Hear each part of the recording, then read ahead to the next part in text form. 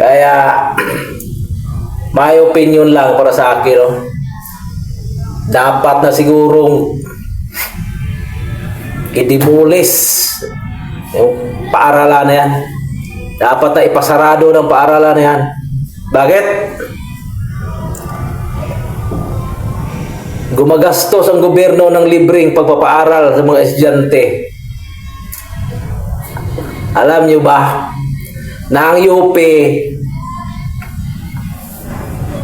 ay agap ng gobyerno? Ang gobyerno at mga sweldo ng taong bayan ang nagpapaaral ng libre sa UP. Pero ano ang itinatanim sa kanilang mga utak sa mga estudyante, sa mga profesor na ito? Tinatanim nila sa utak ng mga estudyante kung paano lumaban sa gobyerno. Ganyan kahudas o kaipokrito o itong mga nangyayari ngayon ng mga estudyante na ito ay nilalason ng mga profesor, mga recruiter dyan sa loob. Tinataniman na sinasabing magandang pananalita kasi nga magaling, matalino.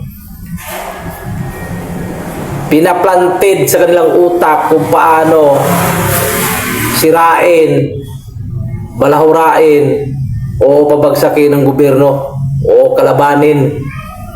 Ganyan ang nangyayari dyan sa mga briefing o pagre-recruit. Kumbaga, nilalaso ng utak mo, sinasabihan ka, kumbaga para kang hinihipnotis mo. Ganon.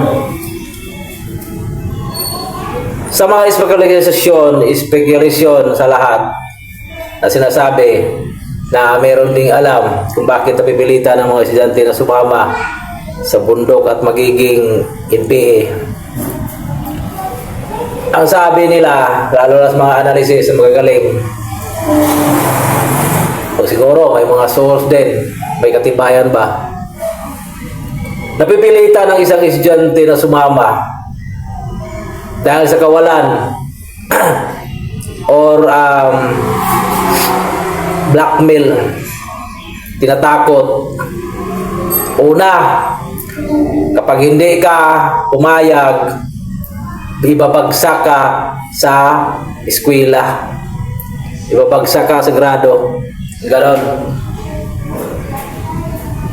I-expelled ka, hanapan ka ng mali para hindi ka makapagpatuloy at makapagtapos sa pag-aaral. So ganon ang mga spekulasyon nila. Pero sa tingin ko, hindi. Para sa akin, hindi. Kasi isa sa mga pumapasok dyan, hindi talaga lehitimong estudyanteng nag-aaral na ang direksyon ay nasa panig ng gobyerno. Karamihan na pumapasok dyan ng mga nagre-recruit, meron na yung history doon sa mga taong kasapi sa CPP, NPA. Paano at bakit? Ganito yan. Ang nanay niya rebelde, ang tatay rebelde. Ipinanganak ang anak niya mula pang nang nagkamulat, sinaksak na sa isip na mag-aral ka dyan sa UP at yan na ang gagawin mo. Yan. Bata pa lang, tinitrain na nila nga ganyan. Kasi nga, gawain na nila, ama't ina, rebelde, NPA. Ang mga anak nila pinapaaral. Sino ang nagpro-provide? Yan ang dapat nating alamin.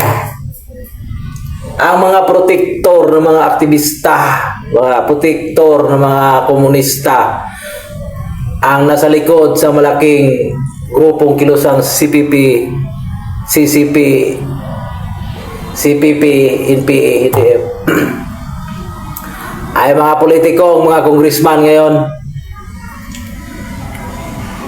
na mayroong sariling mga individual na mga party list. Una, Gabriela party list. Pangalawa, Teacher ECT party list. Pangatlo, Anak Bayan Party List. Pang-apat, Kabataan Party List. Pang-lima, Anak Bayan. Sa lahat ng mga party list na ito, iisa lang ang kaugnayan nila sa CPP-NPA. Ito sila ay hinahati sa maraming individual para makapanluko ng mga tao, para makalikob ng mga taong mga walang kaalaman at kulang sa pagkakaalam nila na hindi ito pwedeng hindi iboto dahil mabuti daw. Ito ang malaking impluwensya ngayon sa politika na pumapasok na sa ating gobyerno ang mga salot at anay na mayroonong public enemy sa ating mga kasundaluhan.